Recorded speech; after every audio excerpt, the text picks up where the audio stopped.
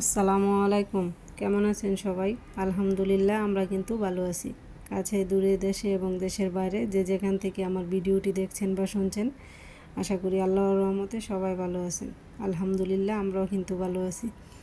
তো আজকে কিন্তু ইফতারির আর কি ভাজা পোড়ার ব্যবস্থা করতেছি। তো মেয়েরা নাকি ডিমের চপ খাইব, তো ডিম সিদ্ধ করে একটা ডিমের কিন্তু 4টি করে ফালি করছি। তো এখন কিন্তু আমি ডিমগুলান ভেজে নেব আর কি, ডিমের চপগুলান ভেজে নেব আর কি। তো চাইলে কিন্তু শুধু মাঝখান দিয়ে একটা ফাড়া দিয়েও করতে পারতাম, তো আমি ওইটা করিনি। 4 পিস করছি, একটু ছোট ছোট করে কিউট করে ভাজবো আর কি, সেজন্য। তো এই তো ডিমগুলান কিন্তু আমি বেসনের মধ্যে ভালো করে দিয়ে একটু চপগুলান ভেজে নিতেছি আর কি। তো সাথে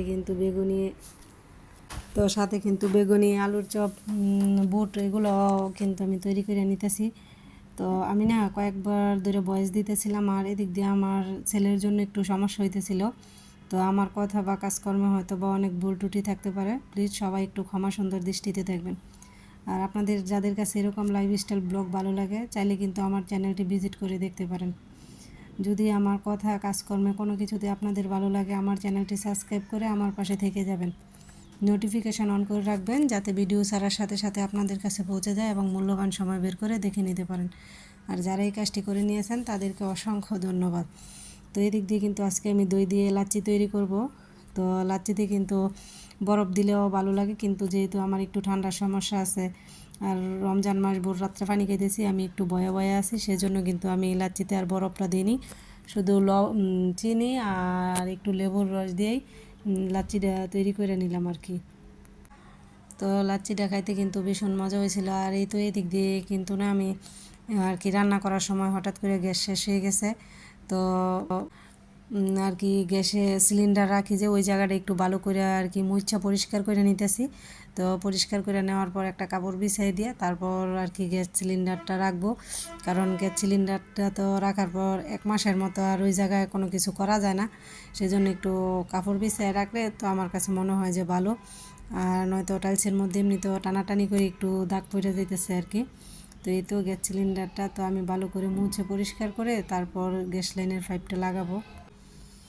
তো এই তো এদিক দিয়ে কিন্তু আমি গ্যাস সিলিন্ডারটা মুছে পরিষ্কার করে নিতেছি। তো এখন লাগিয়ে আর বাকি যে রান্নাটুকু ছিল ওই রান্নাটুকু করে নেব। তো রান্না বসালে হঠাৎ যখন গ্যাস সিলিন্ডার শেষ হয়ে যায় না, তখন কিন্তু একটু অসুবিধায় পড়তে হয়, মনে হয় যে একটা তরকারি বসানো আছে, এখন এটা খোলা আবার আর একটা লাগানো খুবই একটা ঝামেলার কাজ। তো কিচ্ছু করার নেই। আর আমি কিন্তু সব সময় একটা গ্যাস থাকতেই আর একটা গ্যাস এনে রাখার চেষ্টা করি, কারণ কোন সময় গ্যাস শেষ হয়ে যাবে তার কোনো ঠিক নেই। আবার আনার লোক না পাইলে তখন আবার হয়তো বা না খাইয়েই থাকতে হইব। কি আর কি ইফতারি করলাম সেগুলোই দেখাচ্ছি। তো কী কী ইফতারির আইটেম আজকের জন্য আর কি রেডি করলাম সেটি আপনাদের সাথে একটু শেয়ার করলাম। তো এদিক দিয়ে আছে পানি, শরবত, বুট, পেঁয়াজু, বেগুনি, লাচ্ছি, ডিমের চপ। তো ডিমের চপগুলো খেতে কিন্তু বেশ মজা হয়েছিল। আলুর চপ, বরুন্দা, এদিক দিয়ে আছে খেজুর, রসমালাই, আনার আর লাচ্ছি আর কি। তো লাচ্ছিটা কিন্তু আমার বাচ্চারা খুবই পছন্দ করে।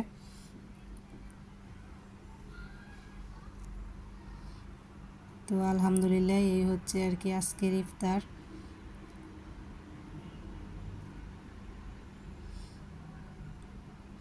তো রোজ রোজ কিন্তু না আর কি ভাজা পোড়াগুলো করি না, এগুলো প্রতিদিন খাইতে ভালো লাগে না। তো আজকে আমি পড়তে গেছিল, আসার সময় যে ডাইপারটা আর ট্যাং আর কিছু মেডিসিন নিয়ে আসছে। তো ওর আব্বু যে ট্যাং আনছিল এটা দিয়ে কিন্তু এই কতদিন পর্যন্ত চললো। তো আমি কিন্তু প্রথমে খেয়াল করিনি, ভাবছিলাম যে হয়তো বা রমজান চলে যাইব আর কি। পরে দেখলাম যে না, ট্যাং শেষ হয়ে গেছে। তো আজকে আবার মেয়ে বাজার থেকে আসার সময় এটা নিয়ে আসছে আর কি। আর কিছু মেডিসিন আছে এই জায়গায়, আর ছেলের এই প্যাম্পাসটা আছে আর কি।